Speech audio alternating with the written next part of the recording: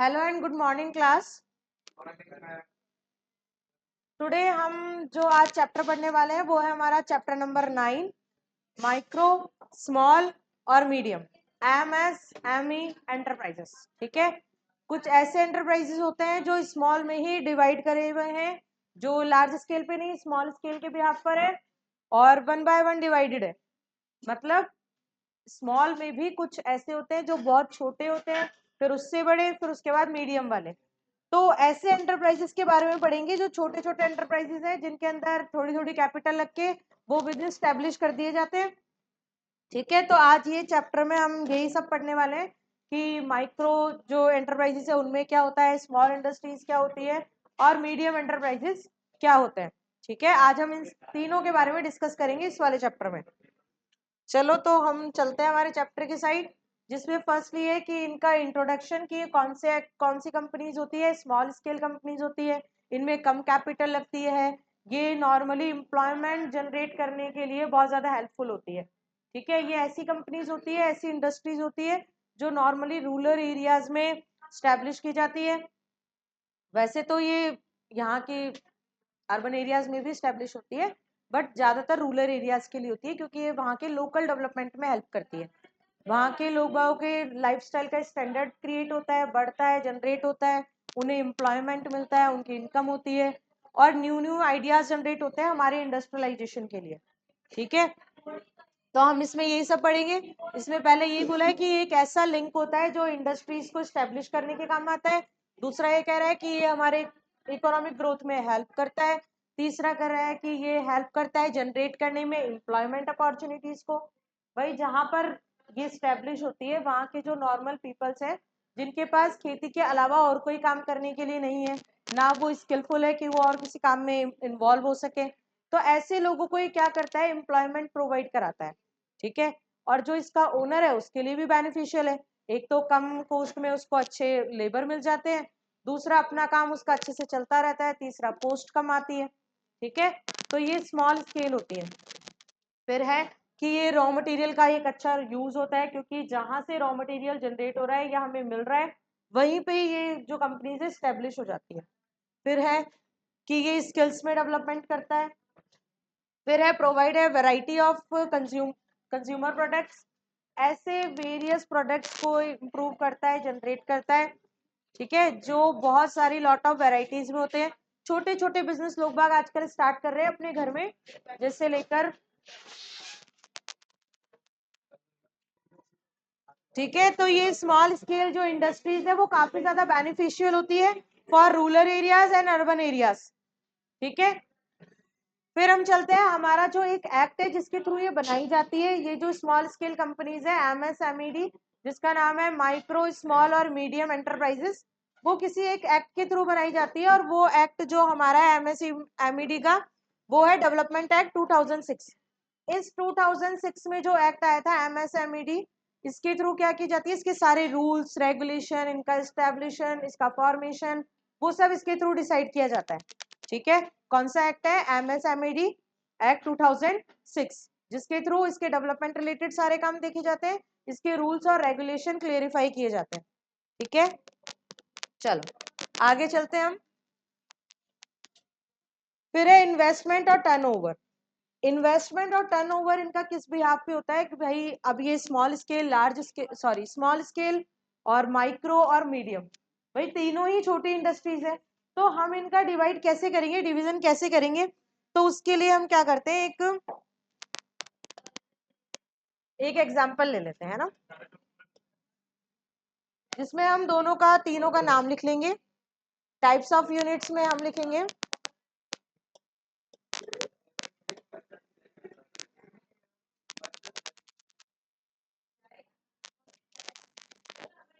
इस साइड हम लिख लेते हैं एक बार के लिए माइक्रो, फिर है स्मॉल, देन थर्ड है हमारा मीडियम। ठीक है, अब जो इनका डिवीजन किया जाता है या इनको डिवाइड किया जाता है वो किस बिहाफ पे किया जाता है, एक तो इन्वेस्टमेंट के बिहाफ पर और दूसरा टर्नओवर के बिहाफ पर। तो इन्वेस्टमेंट के बिहाफ पर जब हम करते हैं वो हम इस साइड लिख लेंगे, और एक साइड हम क्या लिख लेंगे कि टर्नओवर के ब्याह पर, है ना, यानी कि इनका ऑल ओवर सेल कितनी होती है जिस ब्याह पर इनको डिवाइड किया गया है। ठीक है, तो हमारी जो मशीनरी और इन्वेस्टमेंट के ब्याह पर जब हम माइक्रो कंपनीज को देखते हैं या माइक्रो इंडस्ट्रीज को देखते हैं तो ये ऑलमोस्ट कितना होता है, 1 करोड़ रुपीज होता है। ठीक है, और जो हमारा स्मॉल होता है वो कितना होता है, 10 करोड़, और जो मीडियम होता है वो भी कितना होता है, 50 करोड़।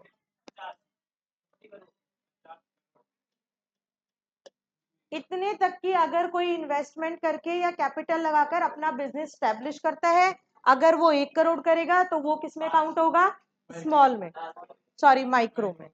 ठीक है, और अगर 10 करोड़ तक करता है तो वो स्मॉल में काउंट होगा, और अगर 50 करोड़ तक करता है तो उसको क्या बोल दिया जाता है, मीडियम एंटरप्राइजेस के नाम से जाना जाता है। चलो अब भाई इन्वेस्टमेंट तो हमने देख लिया, अब टर्नओवर के ब्याह पर हम कैसे रिवीजन करेंगे, तो टर्नओवर के ब्याह पर इसका टर्नओवर कितना होना चाहिए, 5 करोड़ से ऊपर नहीं होना चाहिए, 5 करोड़ से कम या 5 करोड़ तक। ठीक है, तो उसको क्या बोलेंगे हम, माइक्रो एंटरप्राइजेस बोलेंगे। और अगर यही 50 करोड़ हो जाता है तो उसे क्या कहते हैं हम, स्मॉल एंटरप्राइजेस। और अगर वही हम उसको चेंज करके 250 करोड़ तक ले जाते हैं तो वो किस में काउंट होता है, मीडियम एंटरप्राइजेस में। यानी इन्वेस्टमेंट तो उन्होंने ये की 150 का है, 250 करोड़ से। ठीक है, 250 करोड़ तक अगर हमारा टर्नओवर निकल रहा है और हम हमारी कंपनी को स्मॉल स्केल या फिर हम उसको माइक्रो कहे तो वो क्या होगा, गलत। ठीक है, अगर हमारी इन्वेस्टमेंट कितनी है, 50 करोड़ है, और हमारा टर्नओवर कितना निकल रहा है, 250 करोड़, तो हमारी इंडस्ट्री या हमारी जो एंटरप्राइज होगी वो क्या होगी, मीडियम। ठीक है, तो ये एंटरप्राइजेस है जो टर्नओवर के ब्याह पर और इन्वेस्टमेंट के ब्याह पर हम डिवाइड करते हैं। ठीक है, अगर हमारी इन्वेस्टमेंट 1 करोड़ है तो हम माइक्रो में आएंगे, और टर्नओवर कितना होना चाहिए, 5 करोड़ होना चाहिए। तो इसी तरह हमने उनका क्या कर रखा है, डिवाइड कर रखा है उनको, कि ताकि हमें समझने में थोड़ा इजी रहे। ठीक है, इन्वेस्टमेंट के ब्याह पर और टर्नओवर के ब्याह पर हमने स्मॉल, माइक्रो और मीडियम स्केल की जितनी भी एंटरप्राइजेस है उनको क्या किया है, डिवाइड किया है। तो यहाँ तक समझ में आ गया, चलो आगे चलते हैं। हाँ, फिर आती है हमारी विलेज इंडस्ट्रीज, ये हमने एज ए टेबल तो पढ़ लिया है पीछे,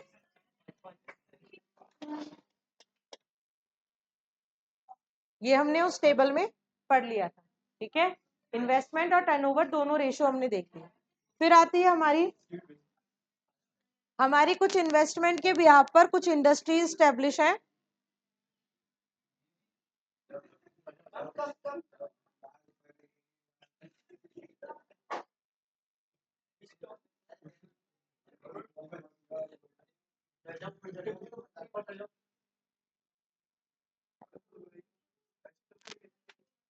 ठीक है, तो हम आगे बढ़ते हैं हमारी विलेज इंडस्ट्रीज और कॉटेज इंडस्ट्रीज।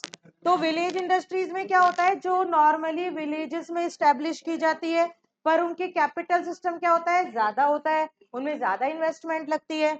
ठीक है, और उसके जो रूल्स और रेगुलेशंस होते हैं वो कौन बनाता है, सेंट्रल गवर्नमेंट के थ्रू बनाए जाते हैं। रूल्स और रेगुलेशंस सेंट्रल गवर्नमेंट क्रिएट करती है। ठीक है, वही कॉटेज इंडस्ट्री उसी का उल्टा है, ये ट्रेडिशनली फॉलो की जाती है, कि ट्रेडिशन वाइज जो पीढ़ी वाइज पीढ़ी जो जनरेशन काम कर रही है उनके भी आप पर होती है। इनकी इन्वेस्टमेंट क्या होती है, विलेज इंडस्ट्रीज के ब्याह पर थोड़ी कम होती है। ठीक है, यानी इनकी जो कैपिटल है वो कैसी है, स्मॉल है, ऑपरेट किसके थ्रू की जाती है, फैमिलीज के थ्रू ऑपरेट की जाती है। चलो अब देखते हैं, हमारा हमने पढ़ लिया स्मॉल स्केल कौन सी होती है, स्मॉल में हमने पढ़ लिया माइक्रो, स्मॉल और मीडियम। टर्नओवर और इन्वेस्टमेंट के ब्याह पर हमने उनमें डिफरेंस भी देख लिया। अब हम देखेंगे कि भाई इंडिया में ये कैसे रोल प्ले करती है, यानी इनका क्या रोल है, क्यों बनाया जा रहा है, इनको क्यों स्टैब्लिश किया जा रहा है, तो वो रोल हम इसमें देखेंगे, जिसमें पहला है एम्प्लॉयमेंट जनरेट या एम्प्लॉयमेंट अपॉर्चुनिटीज।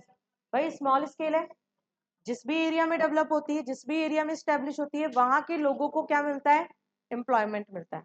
तो ये नॉर्मली रूरल एरियाज हो चाहे अर्बन एरियाज हो, वहां के लोगों के लिए एम्प्लॉयमेंट अपॉर्चुनिटीज क्रिएट करती है। ठीक है, तो पहला इसका जो अच्छा बेनिफिट है वो तो क्या है, कि ये एम्प्लॉयमेंट हमें जनरेट करके देती है। दूसरा है डिवर्स वैरायटी, डाइवर्स वैरायटी का मीनिंग ये है कि भाई जो छोटे छोटे स्मॉल स्केल पे जो बिजनेस स्टार्ट होते हैं ना, वो लोग अपने अपने न्यू न्यू क्रिएशन से बनाते हैं। जैसे कई लोग आजकल न्यू चलने लगे हैं, वो थंबनेल वगैरह प्रिंट करके देते हैं, की चेन कस्टमाइज करके देते हैं, पर्स कस्टमाइज करके देते हैं। तो इनमें ज्यादा कॉस्ट नहीं आती है, इनमें ज्यादा इन्वेस्टमेंट की, कैपिटल की नीड नहीं होती है। ये छोटे छोटे बिजनेसेस है जो अपने घर से ऑपरेट कर लेते हैं वो लोग। तो ये क्या है, न्यू वेराइटीज ही तो आ रही है हमारे मार्केट में, हमें न्यू न्यू चीजें देखने को मिल रही है, न्यू वेराइटीज आ रही है प्रोडक्ट्स में। पहले हम वही कीचेन यूज कर रहे थे, वो डॉल वाला वो वाला, अब हम खुद के नाम वाला यूज करते हैं कि नहीं हमारी फोटो भी होनी चाहिए इसमें, हमारा नाम भी होना चाहिए। इस टाइप के किचन यूज करने लगे हैं। तो ये क्या है, हमारे लाइफस्टाइल में चेंज ही तो आ रहा है, डेवलपमेंट ही तो हो रहा है। और वो किसके थ्रू हो रहा है, ये छोटे छोटे जो बिजनेसेस है वो हमें वैरायटी ला के देते हैं हमारे प्रोडक्ट्स में। ठीक है, तो डाइवर्स वैरायटी। फिर एक और रोल है जो ये लोग प्ले करते हैं, वो आता है ऑप्टिमम यूटिलाइजेशन ऑफ रिसोर्स। जब स्मॉल स्केल पे हम किसी भी बिजनेस को ऑपरेट करते हैं, ठीक है, तो सारे रिसोर्सेज पे हम सही तरह से ध्यान दे पाते हैं, सारे रिसोर्सेज को सही से ऑपरेट कर पाते हैं, और उनका क्या करते हैं, यूटिलाइजेशन करते हैं। जितना भी प्रोडक्ट है उससे जितना भी वो काम आ सकता है। अगर हमारा लार्ज स्केल होगा तो उसमें वेस्टेज बहुत ज्यादा होता है, उसमें बहुत कम लोग ध्यान देते हैं कि अरे ये काम आ रहा है, कोई बात नहीं हमारे पास तो इतना सारा प्रोडक्ट है, क्योंकि वो लार्ज स्केल है। पर स्मॉल स्केल में क्या होता है, जितनी कैपिटल लगाई है, जितना पैसा लगाया है, हम उसको पूरा वसूल करने की कोशिश करते हैं। तो उनसे क्या होता है, ये जो स्मॉल स्केल वाले जो इंडस्ट्रीज होती है या एंटरप्राइजेस होती है, वो जितने भी रिसोर्सेज होते हैं उनका अच्छे से यूज करते हैं, प्रॉपर यूज करते हैं, सही वे में यूज करते हैं। फिर उसके बाद आ जाओ इनकरेज लोकल्स। अब इस टाइप के जो बिजनेस है ना, वो नॉर्मली पीपल्स को ये बताते हैं, इनकरेज करते हैं, मोटिवेट करते हैं कि आपकी कम कैपिटल में आप खुद अपने बिजनेस के मालिक बन जाओगे। और आज छोटे से स्टार्ट कर रहे हो, धीरे धीरे आप अपने बिजनेस को क्या कर सकते हो, आगे बढ़ा सकते हो। ठीक है, तो वो लोग क्या करते हैं, उनके साइड अट्रैक्ट होते हैं, सबको मोटिवेशन मिलता है कि नहीं हम भी हमारा बिजनेस स्टार्ट कर सकते हैं, हम भी कर सकते हैं। तो ये नॉर्मली लोकल पीपल्स को, लोकल लोगों को ये बताता है कि आप लोग कम कैपिटल में अपना बिजनेस कैसे ऑपरेट कर सकते हो, कैसे चला सकते हो।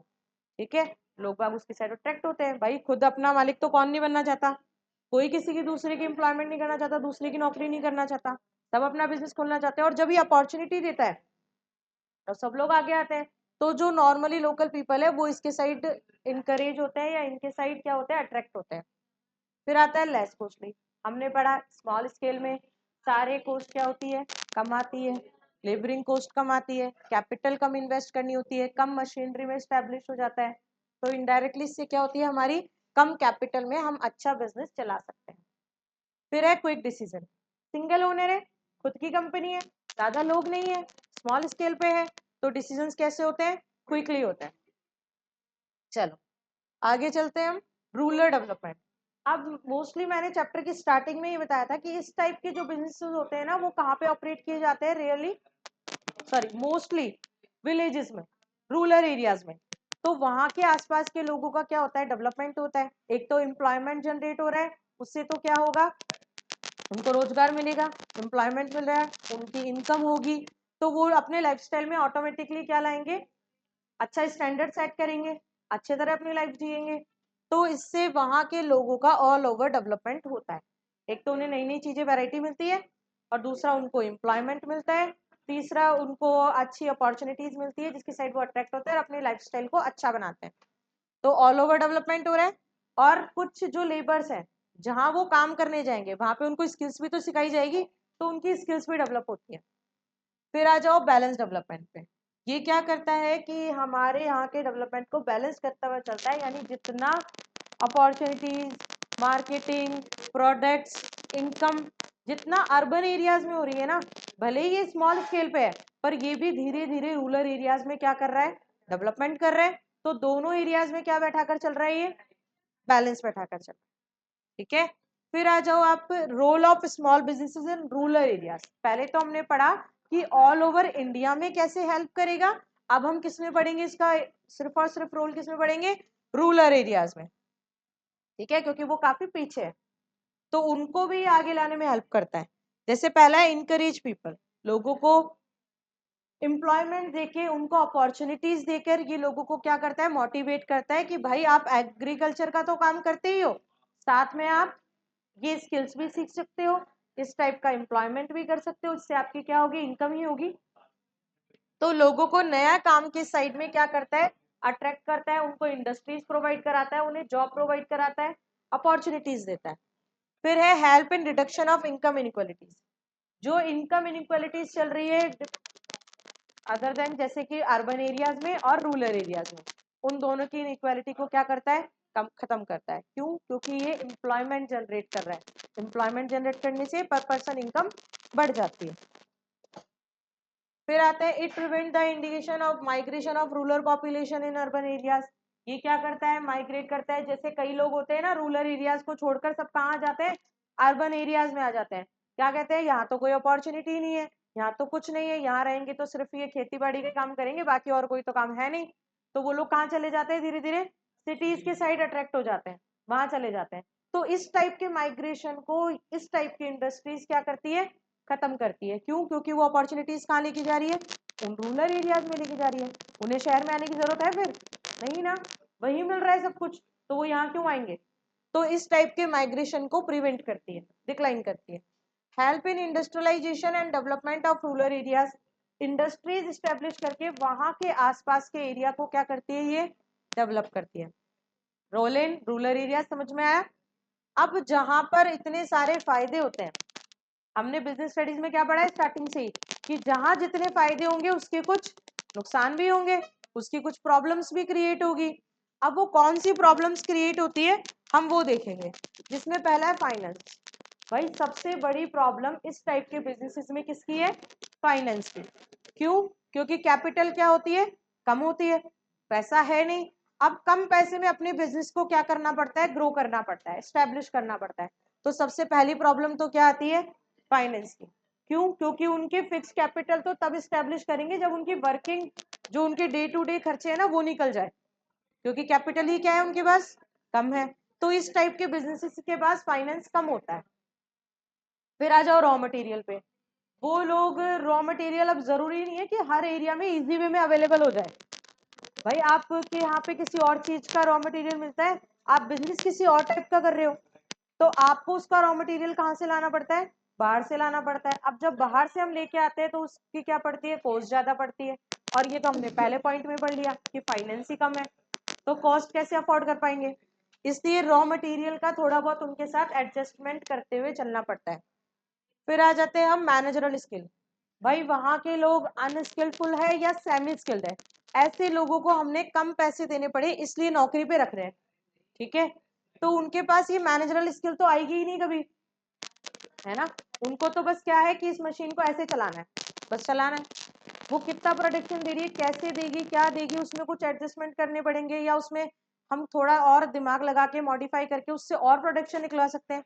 ऐसी स्किल्स तो उनके पास है ही नहीं, क्योंकि वो लोग कैसे हैं, या तो बिल्कुल अनस्किल्ड है या फिर सेमी स्किल्ड है। तो उनके पास इस टाइप की जो मशीनरी है, जो न्यू टेक्नोलॉजीज के बिहाफ पर आती है, ऐसी मशीनरीज को ऑपरेट करने की स्किल नहीं होती, ठीक है। तो मैनेजरल स्किल का क्या होता है, इसमें लैक होता है। फिर इसके बाद आ जाओ लेबर्स। लेबर्स अभी मैंने बताया कि प्रोडक्शन में कैसे लेबर्स मिलते हैं, अनस्किल्ड और सेमी स्किल्ड। अब इस टाइप के पर्सन के साथ ऑपरेट करते हुए चलना पड़ता है। तो बिजनेस में हर जगह उनको क्या करना पड़ेगा, एडजस्टमेंट करना पड़ेगा, प्रॉपर प्रोडक्शन नहीं निकलेगा। फिर आ जाता है मार्केटिंग पे। It is difficult for these enterprises. भाई पैसा ही कम है, सबसे बड़ी बात तो यही है कि पैसा ही कम है, तो एडवर्टाइजमेंट पे खर्चा नहीं करेंगे, सेलिंग प्रमोशन पे नहीं करेंगे, कोई भी एक्सपेंसेस ऐसे फालतू के कर ही नहीं सकते। तो इनको अपना प्रोडक्ट बेचने में बहुत ज़्यादा मुश्किल होती है। क्यों होती है? क्योंकि जो सोसाइटी है वो इनके प्रोडक्ट से अवेयर ही नहीं है। अवेयर कब होगी, जब ये प्रमोशन करेंगे, एडवर्टाइजिंग करेंगे, है ना, मार्केटिंग करेंगे, तब तो फिर भी जो सोसाइटी है वो अवेयर हो। अब जानते ही नहीं, हम भी नहीं परचेज करते ना, जिन प्रोडक्ट को हम नहीं जानते उनको हम क्यों परचेज करेंगे। अब ये ऐसे प्रोडक्ट है जिनकी कोई मार्केटिंग नहीं है, तो इनको अपने प्रोडक्ट को बेचने में बहुत ज्यादा मुश्किल होती है, डिफिकल्टीज होती है। फिर आ जाते हैं हम क्वालिटी पे। अब जब पैसा कम है तो क्वालिटी के साथ भी इनको क्या करना पड़ता है, कॉम्प्रोमाइज करना पड़ता है, क्योंकि पैसा नहीं है। दूसरा आ जाता है टेक्नोलॉजी। वही बात आती है, भाई पैसे से ही पूरा बिजनेस ऑपरेट होता है। अब जब तुम्हारे पास पैसा ही कम है तो टेक्नोलॉजी भी कैसी होगी, वर्स्ट होगी, लिमिटेड होगी। उनको आप लोग न्यू टेक्नोलॉजी के अकॉर्डिंग वर्क नहीं कर सकते, क्योंकि न्यू टेक्नोलॉजी के अकॉर्डिंग वर्क करने बैठ गए तो नई कैपिटल इन्वेस्ट करनी पड़ेगी, और वो कैपिटल कहाँ से आएगी, कम कैपिटल में बिजनेस चल रहा है। तो लैक ऑफ कैपिटल की वजह से ये लोग आउटडेटेड टेक्नोलॉजी का यूज करते हैं जो पहले ही निकल चुकी। फिर आ जाओ ग्लोबल कंपटीशन। अब कम क्वालिटी का सामान बेचते हैं, अच्छी क्वालिटी नहीं है, टेक्नोलॉजी पुरानी है, पैसा नहीं है, तो क्या ये मल्टीनेशनल डिपार्टमेंट में टिक सकते हैं? नहीं, क्योंकि इनके ये तो एडजस्टमेंट करके अपना प्रोडक्ट बेच रहे हैं, किसके पर्पस पे, कि बस सेलिंग हो जाए हमारी, बस इस पर्पस से सामान बेच रहे हैं। इनको अपनी गुडविल वगैरह बनाने का इतना कोई वो नहीं है, क्योंकि गुडविल बनाने के लिए अच्छी क्वालिटी चाहिए, अच्छी टेक्नोलॉजी चाहिए, उन सबका लैक है इनके पास। इसलिए तो ये कंपटीशन में भी लंबे समय तक फेस नहीं कर सकते, और मल्टीनेशनल कंपनीज तो बहुत ही दूर है इनसे। फिर आ जाओ capacity utilisation, under utilisation resources, कि जब हमारे पास सेमी स्किल्ड पर्सन्स है या अनस्किल्ड पर्सन्स है तो वो हमारे रिसोर्सेज को अच्छी तरह यूज नहीं कर पाते। ठीक है, इसका एक एग्जांपल सबसे बेस्ट ये मैं ये दे देती हूँ कि जैसे मशीनरी आई 100 यूनिट्स प्रोड्यूस कर सकती है, पर हमको इतना ही पता है कि 100 यूनिट प्रोड्यूस करवाएंगे तो ज्यादा कॉस्ट आएगी, ज्यादा ये आएगी, उन्हें ये नहीं पता कि जितनी ज्यादा हम क्वालिटी में सॉरी क्वांटिटी में सामान बनाएंगे उतनी कॉस्ट क्या हो जाती है, रिड्यूस हो जाती है। अब उनको ये बात नहीं पता, उनको तो ये पता है कि भाई अगर हम क्वांटिटी बढ़ा देंगे तो हमको उतना उसमें इन्वेस्ट भी करना पड़ेगा, तो क्या वो लोग रिसोर्सेज का यूज कर पाएंगे? नहीं कर पाएंगे। वो तो यही लगे रहेंगे कि भाई नहीं ये मशीन है इतना ही प्रोडक्शन देती है, उसमें कुछ भी मॉडिफाई नहीं कर पाएंगे। क्यों? क्योंकि उनके पास वो स्किल्स ही नहीं है जिनसे वो उसको डेवलप कर सके या मॉडिफाई कर सके। ठीक है, तो आज की क्लास में हमने जो पढ़ा जिसमें ये था कि एमएसएमई कंपनी होती क्या है, कौन से एक्ट के थ्रू की जाती है, एक्ट 2006 के थ्रू की जाती है, इसके सारे रूल्स और रेगुलेशन उसी एक्ट में डिस्क्राइब होते हैं। फिर हमने पढ़ा role in India in small scales और रोल इन रूरल एरियाज। ठीक है, दोनों इंडिया के रूरल एरियाज में भी पढ़ लिए और इंडिया में पढ़ लिए।